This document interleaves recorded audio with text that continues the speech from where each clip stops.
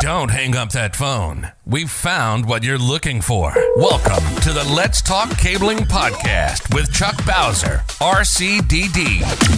Well, seeing how we're pulling Category 6A, the most powerful twisted pair in the world, you got to ask yourself this one question. Did I pull 295 or 300 feet? Well, do you feel lucky? Do you, punk? What exactly does RCDD stand for? Registered Communications Distribution Designer. Just the expert you need to ensure your cable plant performs exactly as designed. The elite professional, knowledgeable, and experienced in leading-edge ICT design principles. Now, send the new guy to the truck for a bucket of dial tone and the cable stretchers, while you listen to an informative program on telecommunications. Thursday night, 6 p.m. Eastern Standard Time. That can only mean one thing. After Hours Live with Chuck Bowser, your favorite RCDD. Tonight's a special show. I don't have questions tonight. I have questions. I'm just not, tonight's show is not a question and answer format. I was thinking a few weeks back, and I was like, you know, there's a lot more people in low voltage on social media now. And I wanted to highlight them. I wanted people to know that there's other shows out there besides mine. There's some great content out there. So I reached out to some of the people that I know really well who have contents and shows. And luckily, they all agreed to come on. Teresa's in the house. Hello, Teresa. How you doing? So let's bring them all in here. And we're just going to let this rock and roll. And I might regret it, especially with one of the guests, Todd. Yeah, I might regret bringing him in here. So Absolutely. We have with us. I sure thought you were going to say that for me. I knew who he was talking about. There you go. There you go. So we do have one more person, Anthony Wise, who or Anthony Romeo, which I'm not sure why he's not in here yet, but maybe he might show up. And I appreciate each and everybody coming on here tonight. And like I said, I wanted to bring attention to everybody's podcast because I don't view you guys as competition. I view us all as a community, moving the community forward, right? Absolutely. So what I'm going to do is first, I got a bunch of questions I want to ask everybody. But before I start that, trivia question. Who do you think was the first content creator for low voltage? You? Nope, not me. I'll give you a hint. They did it 10 years ago. 10 years ago. Wow. Yeah. Way ahead of the curve. Ron Kipper from Ideal. He started off with a whole bunch of stuff. His first video was, get this, just to show you the times haven't changed. His first video was 560A versus 568B. Oh, man. Still talking about the differences, right? Yeah. Still talking about the differences. I reached out to him to see if he would come on the show, but he never responds to my messages. So I don't know if he doesn't like me or maybe he might. Is he still alive? I don't know. I don't know. I mean, I don't know him well enough. It's just somebody I know on thing. So he's got a lot of videos. Thomas Edison. Did you see? Yeah, I saw that. Yeah, I saw that. Somebody says Thomas Edison. Yeah, that's too funny. That's too funny. And so let's go around the room. First, we're going to start off with introductions. Todd, we'll start off with you. Tell everybody who you are. I'm Todd Morse. I can't stop at that. So, Todd Morse, super senior sales manager from Brother Mobile Solutions, hailing out of San Diego, California. Super senior sales manager. So that's an acronym. CSSSM. I got a 1% raise. Carrie, tell us about you. I'm Carrie Goetz. I guess my most recent claim to fame is writing the book Jumpstart Your Career in Data Centers that talks all about the different jobs in the industry, what a data center is. There you go, that one. Nice. How everything fits together and provides just a bunch of resources for people coming into the industry, thinking about joining the industry, students, that kind of thing. Yep, absolutely. And Steve, how about you, my friend? Steve Cowles, also an RCDD and an NTS. I'm with AEM Precision Cable Test. I wear a couple hats there. I'm the product manager for test and measurement. I also head up our customer care and tech support division, and I'm probably the old person in the group here. Been around since the early 90s, actually mid 80s in this industry. So I got you beat. there you go. Well, my mom always told me never ask a lady her age. Exactly. I'll tell you my age. I'll tell you my age. I'm 59. I'm 62. So I don't care. You know, I mean, when you get to this age, it's easier to really embrace it because the alternative kind of sucks, right? So, you know, count every year, they're important. Absolutely. So let's start off with the first question. How did you get into podcasting? What inspired you? So Steve, since you went last, to start with you and just go back around the other way. Sure. So, I think probably you're a little bit responsible for the inspiration, Chuck, because I saw your show and I think it kind of gave us an idea at AEM to kind of tee up an educational initially every week, but we learned quickly that we probably should do it every 2 weeks just because of time constraints. But mainly to bring attention to who we are, because we're not as well known as some others out there in our part of the business, and social media certainly helps that. But at the same time, brings some additional education into the low voltage community. Test and measurement, and sometimes it's like voodoo to people. They're a little shy of it. They're not sure, and there's a lot of questions out there. So that's kind of how I got into it. What's the name of your podcast and how often is it broadcast? It's called Tech Talk with Steve, and it's every other Tuesday at noon on LinkedIn. And we got one coming up next week on single pair Ethernet. Nice. A lot of people don't realize that all of the back work that goes into producing a show. And so I do two episodes a week. I do the live stream on Thursdays and the podcast on Mondays. There's a lot of work that goes into it, man. A lot of work. It's not just a matter of just turning it on and recording. Maybe for Todd, because Todd's a chatty Cathy, but we'll get to Todd in a minute. Carrie, how did you get into podcasting and what was your inspiration? So I started doing some podcasts back at the Seaman Company probably 15, 20 years ago, I guess, before the data center standards were written and data centers were first coming out. I don't know if those still live or not. My podcast, though, the one that I'm doing now, I started about 3.5 years ago, and it interviews people all across the industry, all across the data center industry. What do they do? What's their job? How did they get into the industry? What was their path? All of those things so that people can listen to those folks and kind of figure out what those pathways are. And it includes trades. It includes very educated people. I even had an astrophysicist on there. But the idea is just to bring awareness to the different careers. Yeah.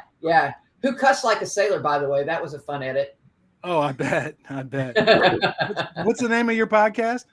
It is Careers for Women, Trades, and Vets in Tech and Data Centers. And then I also hosted the Digital Foundation podcast for the Infrastructure Masons for a while with Simon Allen. Very cool. Last but not least, Mr. Todd himself. Same question. What inspired you to start doing this? Fear.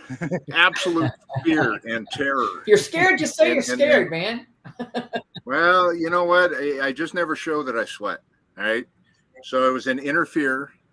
And so I was traveling probably 80% of the time before the pandemic hit. And as a salesperson, I don't like people generally.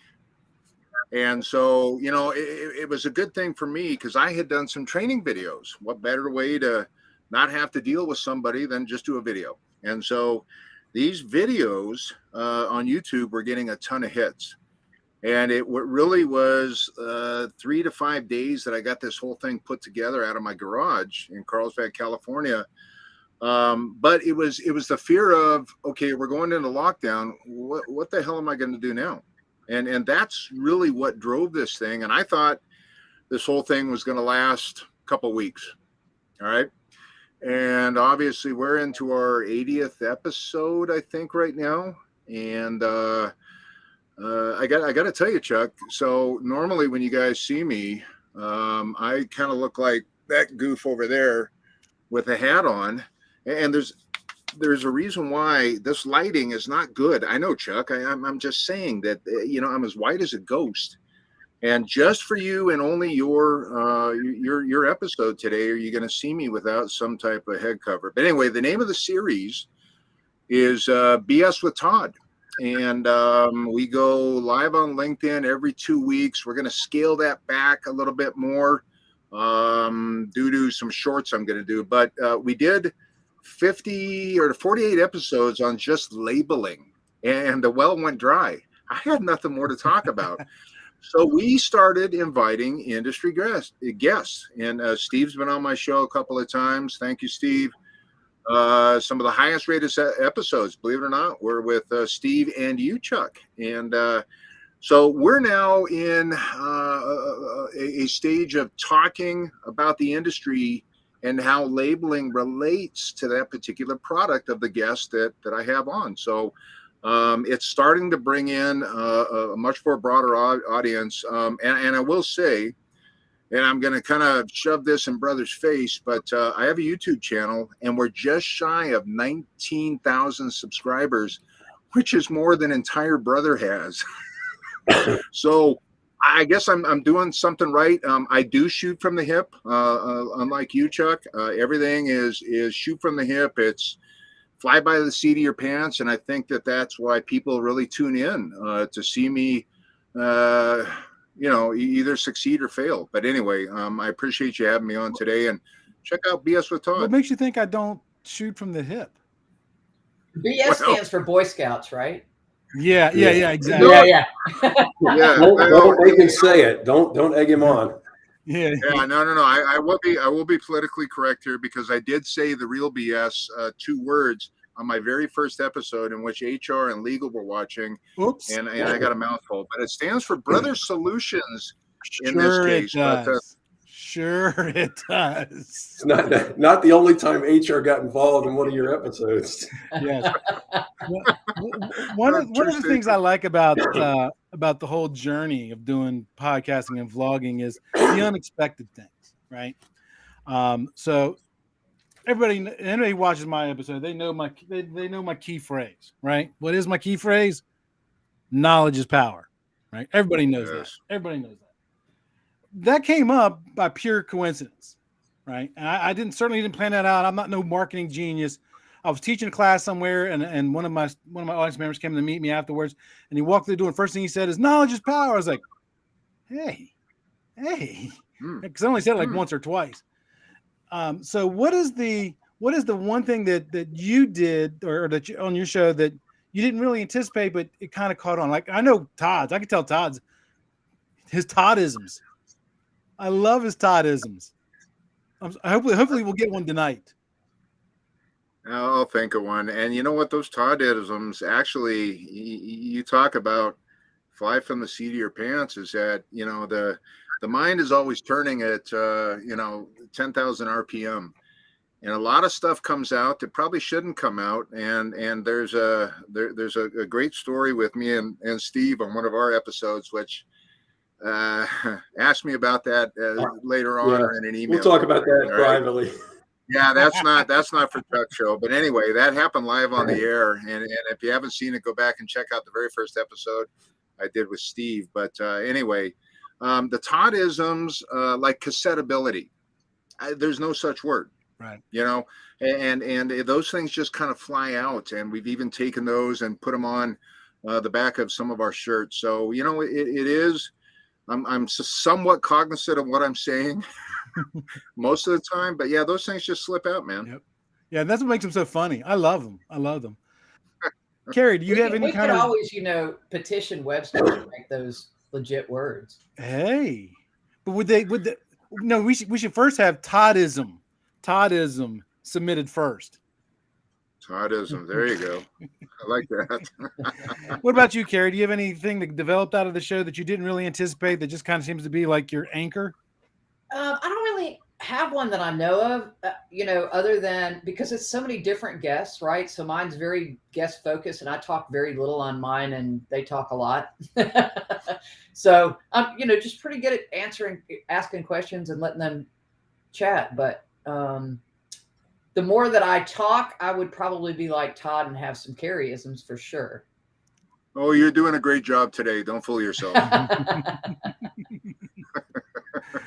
Mr. Steve, what about you?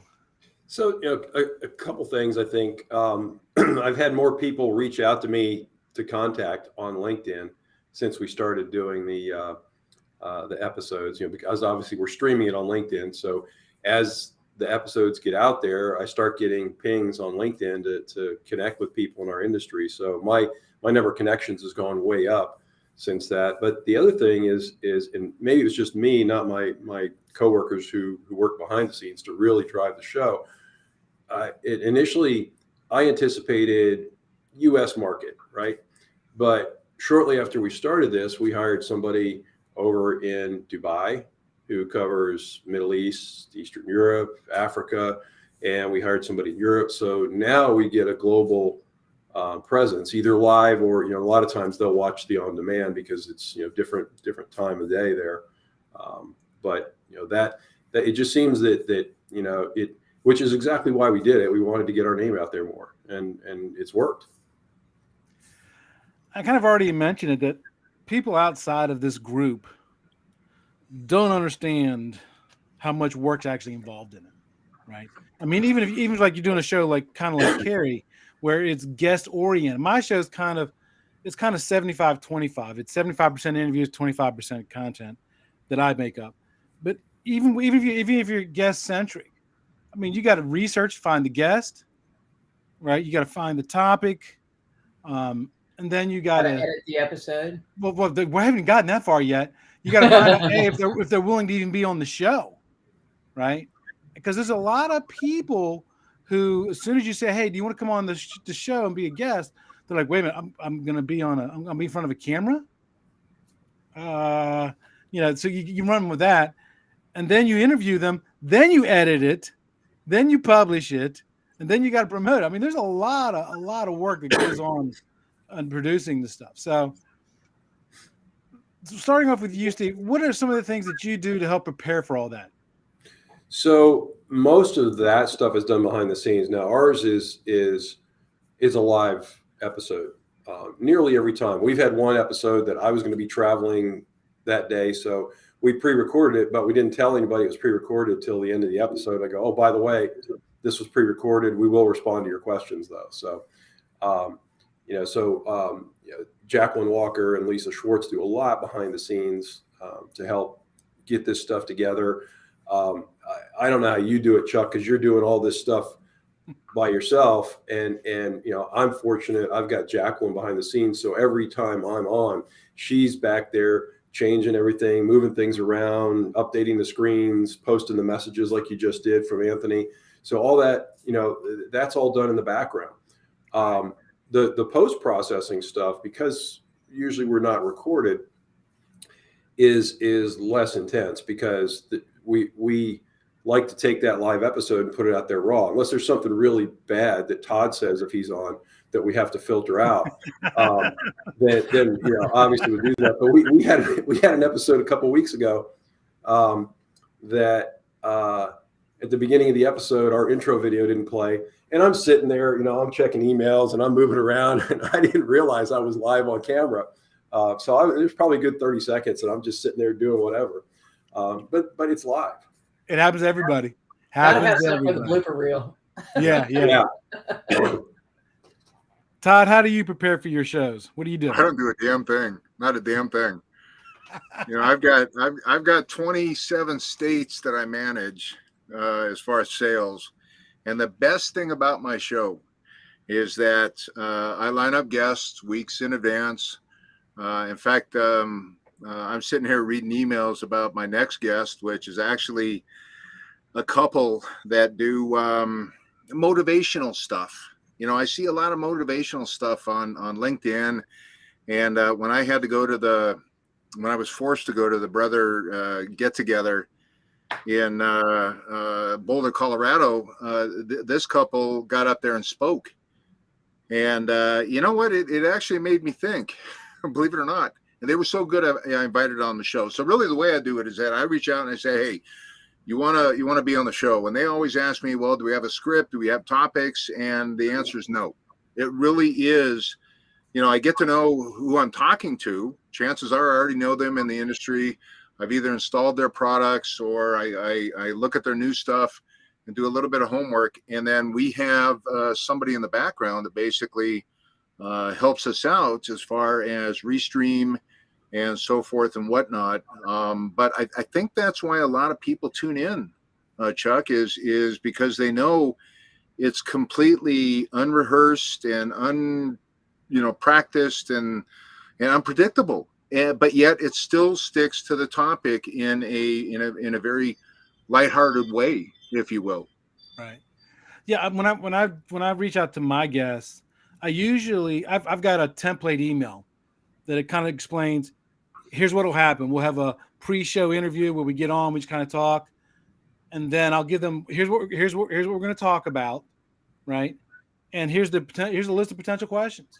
I'll probably ask more. I might ask less. I don't know. It just kind of depends as the show goes, because I do shoot from the hip a lot. And the reason I do the pre-show interview is because, and I guarantee you, everybody here's probably experienced this. There are some people that make great guests, and then there's some that just they make a nightmare for editing. Right, right. Carrie, how do you pre-qualify your guests when you bring them on the show? So I'm a lot like Todd. I feel like the flow is so much better when it's just a conversation instead of, I tried going down the route where you give people canned questions and then they want to write their answer and read it on the podcast. And it just it just doesn't come across well. So I really just try to keep mine very conversational, and I record usually somewhere between 30 and 45 minutes to get 20 minutes of content. Right. And, tell everybody that we can edit it. So I bring on a lot of people that have never done it before, and they're green and they're brand new. So for me, not having it live helps me get a lot of guests and gets better content. So at the end of mine, I always ask everybody, is there anything you want to tell people moving forward? They have a solid month to think about the answer to that question, regardless of what they record. And I can dub it in at the end because, the day after you always think of 20 things you wish you could have said. Right. So, I do give them that grace, and it takes me about that long because I've got a huge backlog anyway. But I know a lot of the players in the industry, and since mine is all around everything data center, not just ICT, but all that included, it's nice to be able to talk about the different components and how it all fits together and that kind of stuff. But yeah, mine's mostly just conversational. So I'm like Todd, I think the more you prepare, the worse it sounds. Right. Yeah, that's why I said. I'm sorry. I was going to say, speaking of Todd, and I thank you for that. I appreciate that. But did I mention that Todd? All Todds out there, they're just the absolute coolest people on this planet. So a shout out to Todd, who just said hi out there. Well, I can say this for all the Carries out there on the planet: don't mess with us. They made a movie. I'm just kidding. That's right. They did, didn't they? They did, yeah. I got over that a long time ago, then. Steve, how do you prepare for your guests? So, I find the guests because of all the networking we do in the industry, and I think I've even talked to you about people to have on before, the industry really, our industry really is kind of small if you think about it, and a lot of people know each other in our industry, so it's really easy if you know somebody. You could talk to them. You think they might be a good guest, or they might know somebody who might be a good guest. Our guest coming up next week is actually an exception to that, because I was walking the floor at Bixby and saw the R&M booth, and they had a display there with single pair Ethernet, and they had some really cool stuff that with SPE right now, it's kind of getting there, but there's not a lot of stuff to drive the signal over it. They've got some interesting solutions to help adopt that. And as kind of a go-between between now and when we actually have a lot of stuff to drive that signal over SPE. So I thought, what a great way to, we'll have them on. We'll talk about the product. We'll show how our tester can test it. So, really it's sometimes you just happen upon somebody and you think, wow, that would be a great opportunity to have them on the show to talk about a topic that's relatively new for most people. Right. One of them, I guess, I'm right now, I'm running about 6 weeks ahead for as far as content. So I've got 6 weeks already recorded. I just got to edit and post them. So I'm trust me, I'd much rather be 6 weeks ahead than trying to come up with the content on the day that I'm publishing it, because it's a lot of work when you do it the same day. And one of the shows that I did was it's not necessarily related to ICT, but it's related to business. And it was because somebody reached out to me. For some reason, on one particular week, I had gotten like 4 or 5 resume questions. I was like, there's a show. So I went on LinkedIn and I said resume writers, and I found a certified professional resume writer and got her to agree to come on the show. And that one will be coming out in about 3 or 4 weeks. But, so that's how usually my content is because of interacting with the audience. I get the ideas from them, or like you, Steve, walking around the Bixie show floor. I just interviewed POE of Texas. Yeah. And I was just like, man, you got some cool stuff, and I need to get you on the show. And that part, to me, that's easy. Because I'm known as a chatty Cathy anyway. So, talking to people is not an issue. Who would say such a thing? Yeah. But here's the thing, though. 3 years ago, actually longer than that, probably about 5 years ago, my day job sent me to corporate to record a bunch of videos for the company. And they were all so bad they couldn't use any of them. They were so bad. I was going to say you've never been invited back to corporate since, have you? No. I've been there, but they didn't invite me. I just show up. They just show up. Well, one of the successful things that podcasters do is they engage with their audience, right? So, Steve, how do you engage with your audience to keep them knowing that they're a critical part of your program? So we make sure that we're watching the questions that come up in the feed. Like I'm seeing things come up in your feed here, and you're putting them through. Generally, with ours, we'll kind of address that at the end. But if we have something interesting that comes up in the middle of it, we're not afraid to jump right in midstream there, so that we make sure that they know that we're engaged there. I actually was doing a webinar one time, and there was that Q&A, and they announced at the beginning of the webinar that there'd be Q&A at the end. And somebody actually came on like, I thought this was going to be interactive. Nobody's responding to me. And so, you got to stay on top of that. And with Jacqueline and Lisa helping out, a lot of times we can respond to things on the fly, even though I might not see the question, because I tend to get tunnel vision when I'm doing my thing. Because I'm not focused on the side, but Jacqueline will ping me in the little private message and go, hey, we got this question here. And I'll jump on it. But, we try to make sure that we respond to questions. And if we don't know the answer, we tell them that too. Because, Chuck, we've had that conversation. You don't want to just take a swing at it and go, I think it might be this. The worst thing is that sound of a whiff when you missed the ball. Yeah. That'll bite you, because that somebody else that's watching is going to comment and go, nope, that's wrong. There's always somebody out there who knows the answer. Always somebody. The worst is writing a white paper with all your competition. That is an exercise. Oh, yeah. Yeah. Carrie, how do you engage with your audience after you publish out your shows? I have a big LinkedIn group that I set up kind of to go with the book and the podcast. It's all interconnected, mostly to help people out starting up in the industry. So I get a lot of outreach on LinkedIn. I've even mentored people over Facebook. So, that's mostly how I get the interaction is through those channels.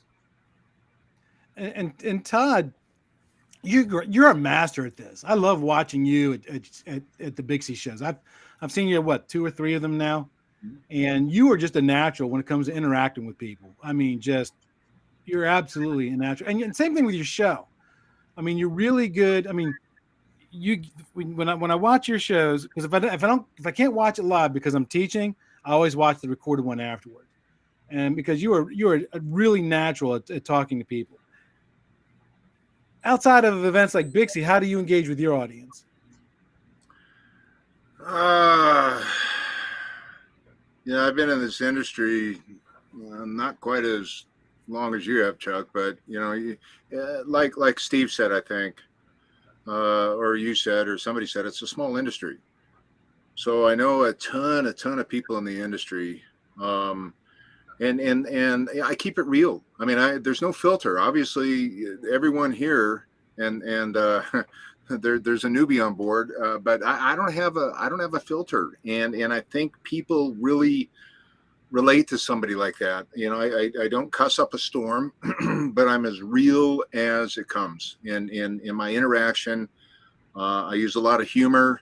I stay in contact with everybody, and as you know, being a small industry, there's a lot of moving parts within the industry, and people go somewhere else one week, and somebody goes somewhere else, and you may have somebody that has been in place for many years. So again, it's just keeping in contact with those people, as well as a heavy LinkedIn following, and the YouTube and everything else. So it's this whole social media stuff is really kind of new to me. I mean, all these different platforms, and so I'm taking things one step at a time. But I guess for my part, it's just keeping it real, and people seem to respect that. So a question came in from Teresa. Teresa's a instructor for one of the out in, I think if I remember, I think it's Utah. If I remember right. So she asked if I could put a link to your shows in the feed, and this shows you I shoot from the hip because I didn't put this in the description. So why don't each of you tell the audience, if they want to see your show, how can they find your show? So Todd, we'll start off with you. So we're on LinkedIn every 2 weeks. My next show is April 27th. Or you can also go to www.bswithtodd.com, and there's a backlog of videos. And then if you go to YouTube, just search one word, BS with Todd, and about everything that we've ever done, including a bunch of shorts that I've done, but everything with the guests, including Steve and Chuck. Those are all backlogged either on the BS with Todd website or the BS with Todd YouTube channel. Carrie, how can they find you? Yeah, so there's a QR code to the podcast in the book if you go that way.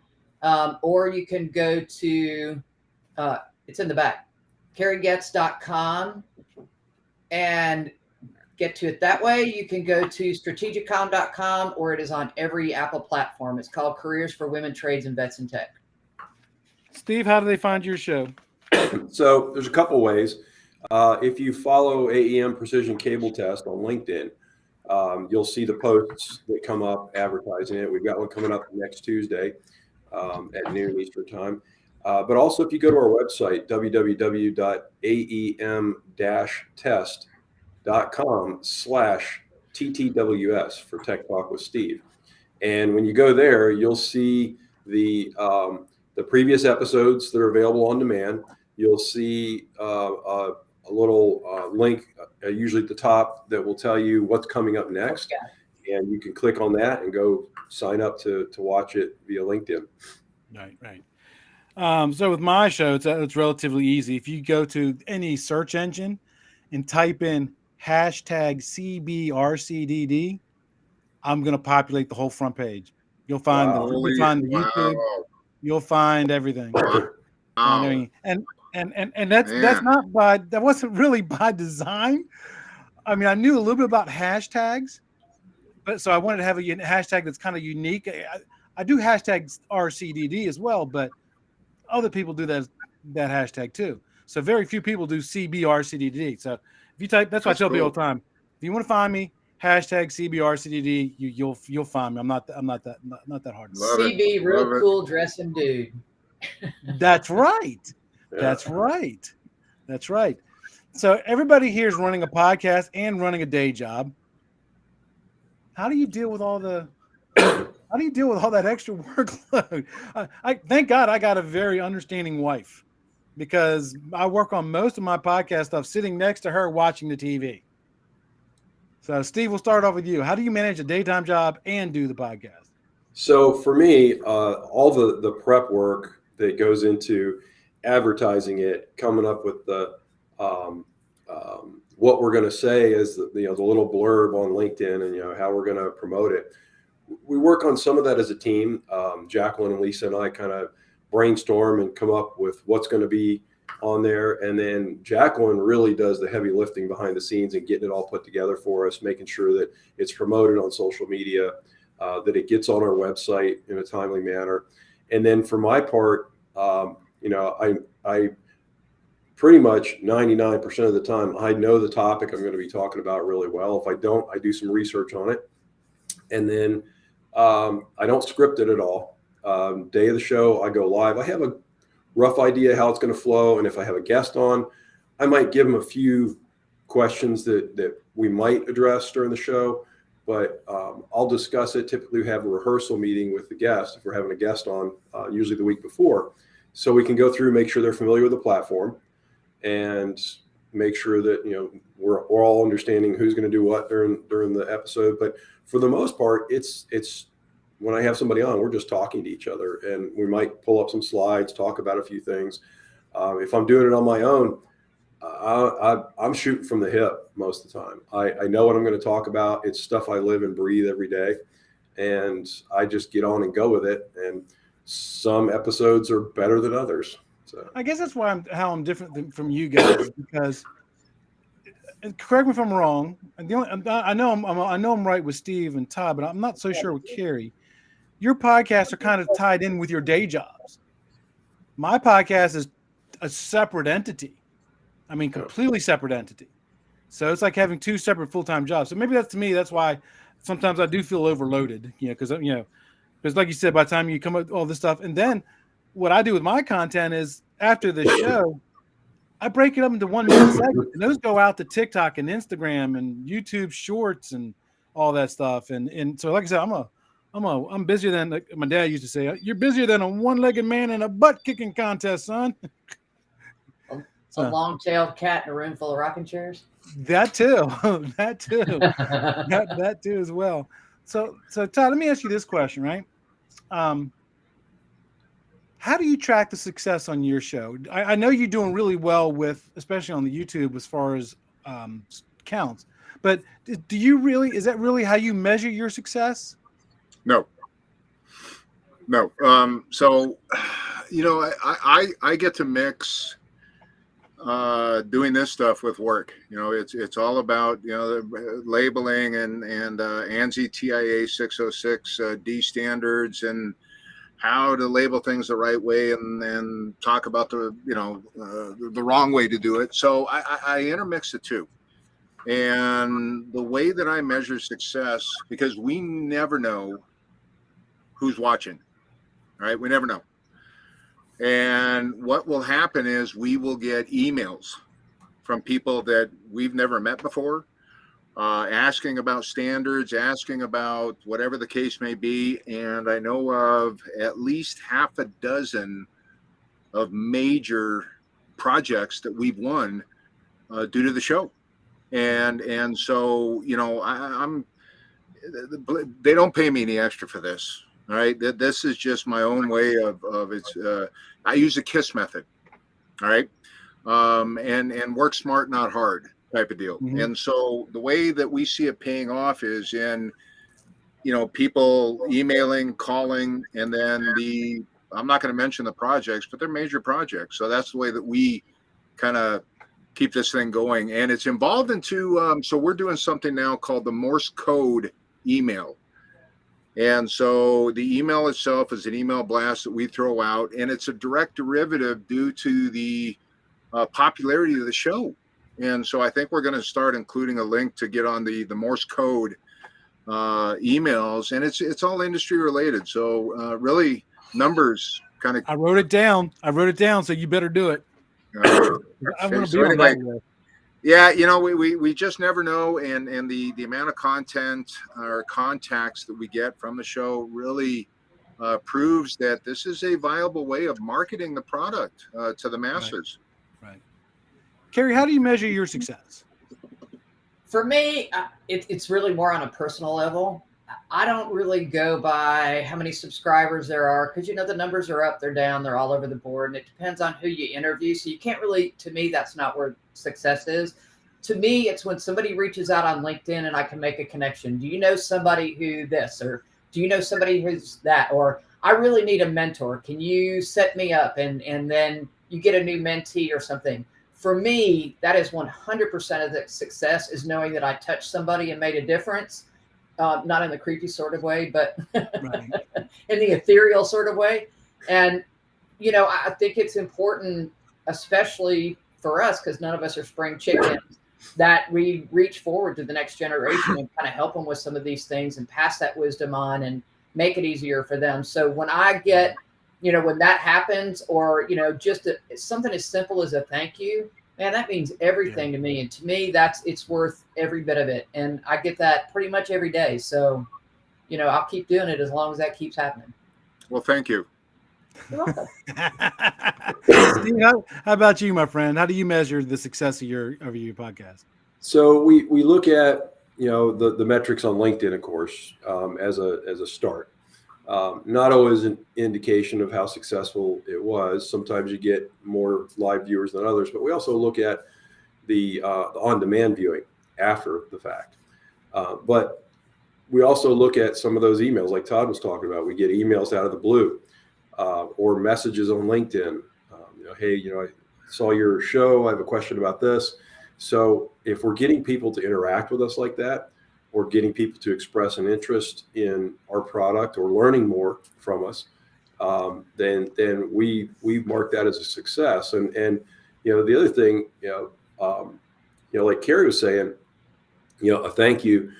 When I see a message pop up in the messages on the side that says, "This is great content. I learned a lot," something like that, to me is the reward. It's everything, right? Yeah. If Everything. somebody tells me they learned something, and it's, you know, I used to teach training classes live a lot. I still do to some extent, but I did a lot of it for my previous employer.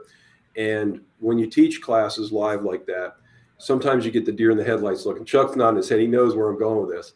But there's every once in a while, you see that one student who gets that look on their face like the light bulb just went on over top of their head. Yep. And that is so rewarding. It really is. Yep. Yeah. I mean, people don't realize we're all ignorant till we know. And, Oh, and yeah. this whole entire industry, especially if you include the whole data center industry around it, and intelligent buildings and smart buildings, I mean, this is the largest ongoing apprenticeship ever. And we all learn from each other. And I learn every time I do an episode, I learn something, either through my research or through comments that people make. Or even the person you're interviewing. Exactly. Oh, yes. Exactly. Yes, absolutely.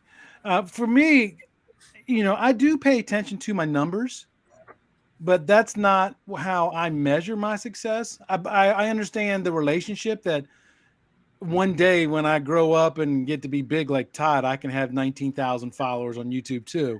Now, when you say big, are we talking size? I'll let you figure that out. I'll let you figure that out All for right. yourself. I'll let you figure that out for yourself. But I do have a picture of you and I standing next to each other that you are definitely a lot taller than me. But well, because taller, there's a necessary evil, because the more followers you get, the more then the algorithm says, oh, well, this must be good content or important content. So they send it out to more people. So I'm always cognizant of that fact. But I don't let my numbers drive my emotion, right? Mine, I get just like you guys. When I get emails, Chuck, I passed my RCDD because of you, because of your show. I decided to pursue my RCDD because of your show. When I went to the conference, I had half a dozen people walk up to me in the exhibit hall that I didn't know. I mean, I know a lot of people in the industry, but come on, Chuck, hey, how you doing? I'm like, first thing I'm going through my mind is, do I know this guy? Did I forget this person's name? Right? And they go, oh, no, I'm an audience member. I was like, oh, hey. So, you know, your content helps inspire me. That's where I measure my success.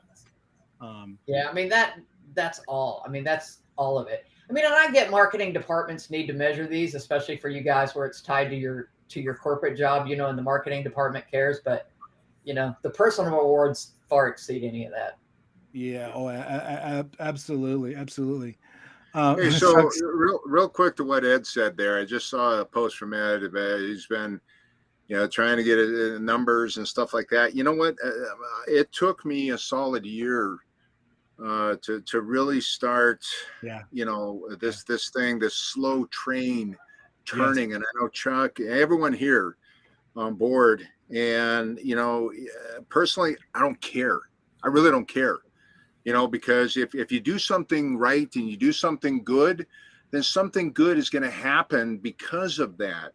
Right. And so, again, anybody out there that wants to preach the word, I welcome you, specifically. And somebody mentioned earlier about some of the younger generation coming up.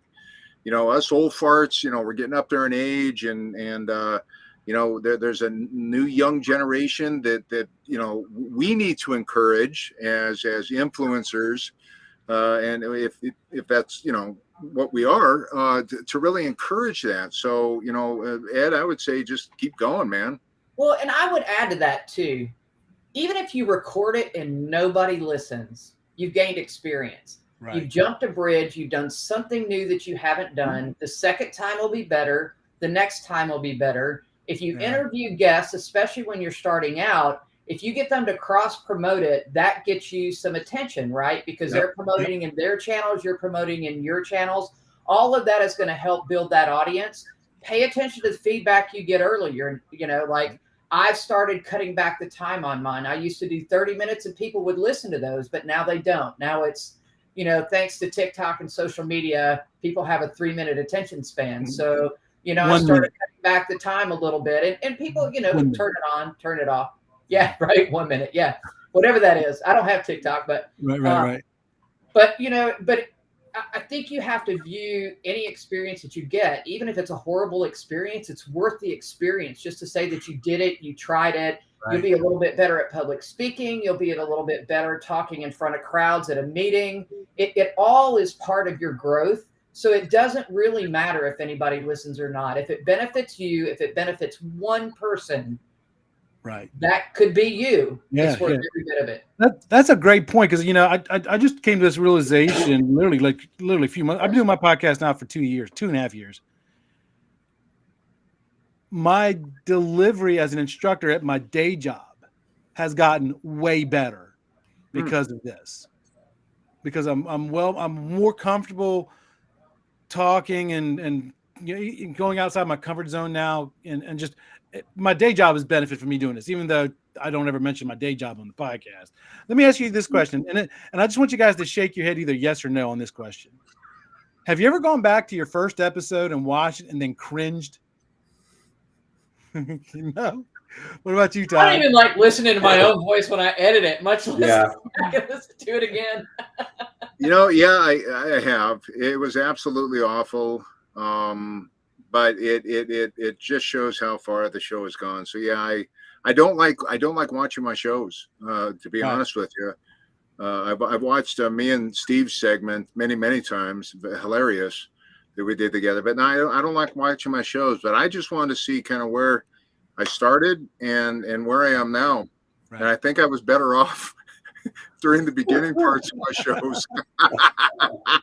Well, I don't watch my shows either, but I will sometimes go back and like I said, I've gone back to the first one because I wanted to see.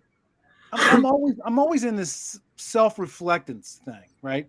Even the last episode, I'll go back and say, okay, what can I do to make it better than the last episode? What can I do to make it better than an episode I did a month ago? And sometimes, when you get in the daily grind of producing content, you do kind of lose focus of the long picture. Like we all talked about this already, about making that impact to the community. Sometimes you get in that daily grind, you forget that. And then when you go back to the first one, you can, like Carrie said, you can realize how much further you have progressed in your skills and knowledge and ability to present just because you have gone back and watched that too. So that's actually. Yeah, I can do that kind of more from memory, I think, because I think it depends on your personality. I tend to be a perfectionist. And so if I went back and listened to that, I would probably go back and edit it again. But I think it just depends on how your brain works and how your process works. None of us are, do things the same. So, well, it's funny you mentioned perfectionist, because this podcast is not my first venture into podcasting. We have another YouTube channel on homesteading called the Bowser Journal. And it's got about the same amount of users I got now. We talk about homesteading, stuff like that. Although I haven't, since my podcast has taken off, I've really kind of neglected the other one. one of the factors that Your got me to homestead doing set this up. was, huh? So you better hope your homestead's set up. Oh, it is set up. Now that you're ignoring it and all. No, the homestead's not ignored, but the content for the channel's ignored. That's what So I meant. we're actually getting 4 new pigs this Friday. We're processing meat birds on Saturday. Trust me, the homestead's full force running. But what I'm saying is, when I was making content for that channel, one of my biggest hurdles, and I got to be careful how I say this because I can hear my wife in the next room. We'd be sitting there doing a project on a Saturday, and I'll be like, "Oh man, we got to record this and put it on the YouTube." She goes, "No, my hair's not done. I'm all sweaty." I'm like, "People don't care. They want to see content." and I got tired of fighting that battle. And I was like, maybe I need to do something where, I don't have to worry about my hair, right? Just pump it out, just pump it out and get it going. So last question. I guarantee you that we've had a couple content creators in here already. Beard of Knowledge, Ed, the old tech guy, Louvolt Warby's been in here. Anthony, for some reason, he came in late. He must have missed the link. So we got other content creators, right? What advice would you give somebody who's interested in starting their own show, whether it's this industry or a different industry? What advice would you give them? And we'll start off with you, Steve. I would say find somebody in the industry you're in that's doing content, and start by watching them a little bit. See some of the things they do, not necessarily to copy their content, but to watch some of the mannerisms, the focus on the camera, things like that. I mean, early on, after my first episode, Chuck, you and I had a conversation. You gave me a whole bunch of pointers, and they really, really helped. So, find yourself a mentor if you can, in your own industry or in an industry not even related to what you do. And somebody you might know through church or, from the country club, if you're a golfer or whatever, that might be doing content. But find somebody who does that and get a little mentorship from them. I think that will go a long way. The other thing is, make sure you do your research on what you're going to talk about. Especially if it's something that's a new topic to you, make sure you read up on it a good bit. Right. Carrie, what advice would you give somebody? I would say get your systems set up first, figure out what your platform is going to be. It is very difficult to move from one platform to another. So ask some other content providers. I would say that the very first one you do, just as a tip, have a Zoom window or a Teams up there with somebody and put it right under your camera so that it's more like you're talking to that person, and let it be somebody that you know and trust, because they'll make faces at you and stuff like when you need to lighten up and exactly. So that you can kind of get out of your own headspace. I think that's definitely helpful, and give yourself the room to audit. To edit. Do a few that are going to be recorded first before you try to go live, unless you happen to be a particularly good live speaker. And that certainly comes with time and practice. But I think all of those are really good things to help, and do, some practice episodes. Give yourself a chance to fall flat on your butt when nobody's looking, and then go back, and do the real thing. But practice with them first. Know your tools, and whatever you're presenting on, when people stumble and they really screw up is when they don't know what they're presenting on and what that material is. So make sure you either know that subject really well, or you're confident that whoever you're interviewing is going to know that really well, and that you know enough to ask intelligent questions. And sometimes, if it's something that you don't really know anything about, it's perfectly okay to ask the guest, hey, are there questions that I should bring up? Is there content, is there some point that you think would be important to bring forward? I always give my guests that option. We talked before the podcast just to, hash out those kind of questions. And I think all of that kind of starts building, and then you start getting a pattern and you start getting a habit. And then next thing you know, you're just on a roll. What about you, Mr. Todd? What advice would you give somebody looking to get into this? Well, never cough on camera, number one. Number two is, as Steve mentioned, get some type of, connections through church and, maybe the golf club. And I could say I've been kicked out of both. So I really didn't gain any momentum there. My whole thing is that I love going live, love it over pre-recorded stuff. Everything is shoot from the hip. I think people tune in because I push the envelope, and I'm not recommending this to anybody who can't do it. It is a gift that I have. Yeah. It's a gift, all right. It is a gift. It keeps on giving.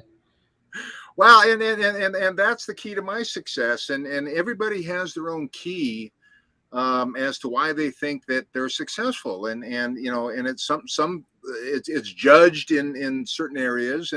But I think the key is people tune in to see me push the envelope and go from a Cro-Magnon, to a semi-intellect, all within one sentence. Knowing a whole bunch about the industry, I can talk the business, but it's also a very real experience, as I would be. I imagine that I'm actually talking. Chuck, you're right in front of me. You're very small and you have a bright light, but you know what? I imagine that I am talking to actually all four of you. And I think that really resonates in what I do, is just being very real. And if you have a great subject and, you can carry on a conversation, I recommend live. Not a lot of people can do that. And so, if that's not your gig, then, try recording. And you know what? You're going to fail. You're going to fail. What did they say? It takes at least 3 times to become successful, right? Well, I'm on my 3rd marriage, and guess what? It's great. Honest to goodness, that's another thing you and I have in common. I'm not making it up. 3rd one was a definite charm, and so whoever said that initially, bless you. But I'm telling you, is that if it's your passion, and if you think you're going to get something out of it, then absolutely just keep going. Don't give it up. Oh, can I add one more thing? Oh, absolutely. I think this is important. I'll bet all you guys agree. Don't worry about what other people say. You cannot please everyone. You are not going to appeal to everyone. You are going to have fans. You're going to have haters. Yes. Don't let that get under your skin. You have to have thick skin. You have to just keep plugging on, doing the best you can do. Be comfortable with what you're doing. If you feel good about it, you got to let the rest of that roll off your back. That's hard to do. Fantastic advice. You just described my first 2 wives. So. And the more successful you get, the more you're going to get haters. I did a TikTok video somebody did a video on mounting a network switch in an attic. And I made a quick video about it, and all I really said was, not a great idea, the half-life rule, blah, blah, blah, you shouldn't do it. That thing ended up getting like 100,000 views. And people were calling me crackhead. I didn't know what I was talking about. I'm like, do you even know what the show's even about? Right? So the more success you get, the more haters you're going to get. People can be horrible behind a keyboard. So you just have to not look at that. Matter of fact, if you go to a restaurant where they have a 5-star Michelin chef, they never read what the critics say. Yeah. Oh yeah, exactly right. So my 2 tips for anybody who's thinking of getting into it, Ed, he says, don't stalk you and send stuff. Ed sent me some equipment to put in my rack. So him and I can do some collaboration videos on how to set up a network, because I'm a cable dog. I'm a knuckle dragging cable dog. I'm not a network engineer guy. And that's one of the beautiful things I love about this whole content creation, because it's exposed to me to people whom Ed lives in Chicago. I live in Florida. I would have never met him had it not been for content creation. Right. But here's my 2 pieces of advice for anybody because you hear this all the time. Oh, I want to be an influencer. First thing, and this is the most important thing, you better be passionate about what it is you're making that show about. Yep. Because if you're not passionate about it, if you're just doing it for money or fame, those feelings will run out long before you're successful. You got to be passionate about the content. Steve's passionate about testing. Carrie's passionate about data centers. Todd's passionate about Todd. I'm passionate about educating and encouraging the next level and next people coming into this industry. That's my passion. And if you watch any of my shows, you'll see that. And then the next thing that I hear a lot is, oh yeah, well, I don't have the right equipment, or I'm not well polished yet. Just push record. Just push record. Record it, post it. Yeah, it's going to be horrible, like everybody said here tonight. Yes, it's going to be horrible. Record it and throw it away and do number 2, right? Right, exactly. Where you're comfortable. Exactly. Yeah. I saw a stat somewhere, and I don't remember where I saw it, because I listen to a lot of podcasts that talk about how to make podcasts to try to get better. And one of them's Think Media, and that's where that just push record thing comes from. And I think it's where I heard it, but they said that most podcasts fail within their first 10 episodes. First 10 episodes. Now, I don't know how many episodes I've actually published because I can't go by my YouTube channel, because YouTube, I've got the live streams and the Monday night shows, and now I got shorts in there. But I just breached 400 videos on YouTube. I know that my content, my audio content, I know I'm in the 200s. So you just got to keep going. And if you're not, like I said, if you are not passionate about it, you will lose interest. You will absolutely. And people, audience members will know if you're not. You can't fake that. You can't fake that. They're going to stick around if they feel you're passionate about that subject matter. You know, that's agreed. Yep.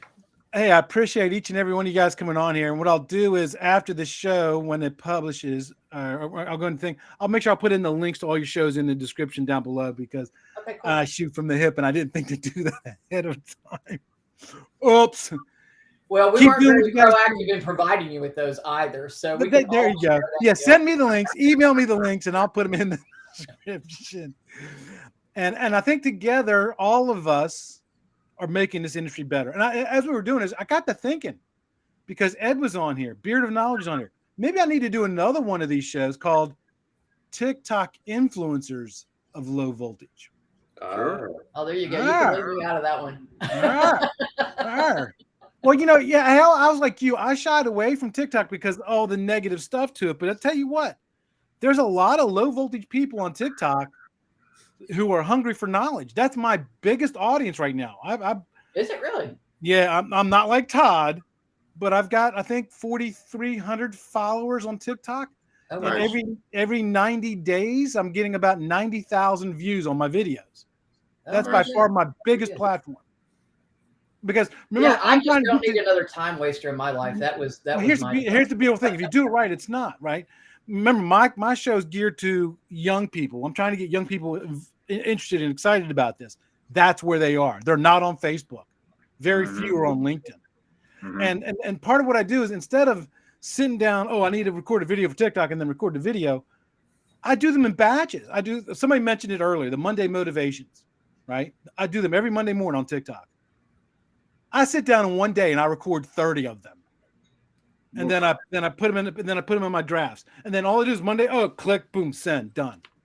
So it's all about doing it smartly. The podcast, I take out 1 minute excerpts out of the podcast and I try to leave it with a cliffhanger so that they go, where can I find more of that content? It's already recorded. It's just it's edit. How long does it take you to edit a 1 minute video if it's already pre-edited because you edited for YouTube? So it is a little bit more time, but it's not a lot more time. It's like kids, right? Your second kid is not double the work of having one kid, right? It's harder. Because you turned your first kid into child labor. It's funny you say that. I had the grand boys this weekend, and I told you I have a homestead, right? Free labor. Free labor. Yes. Yeah. So again, thank you guys for coming on today. I appreciate you coming on, and keep making a difference in this industry, man. And if there's anything I can do to support you guys, don't be afraid to reach out and ask. And, and like I said, even with Steve, and when I gave Steve that advice, it wasn't because I was so much better than Steve. It's because I learned those mistakes. Make eye contact. Yeah. Make eye contact. If you're like this all the time, you don't have, your audience doesn't follow you, right? So just, it is. So thanks for everything you do, guys. And I wish you the best of luck in all your stuff. Thank you. All right. Take care. Bye now. Knowledge is power. Amen. Amen.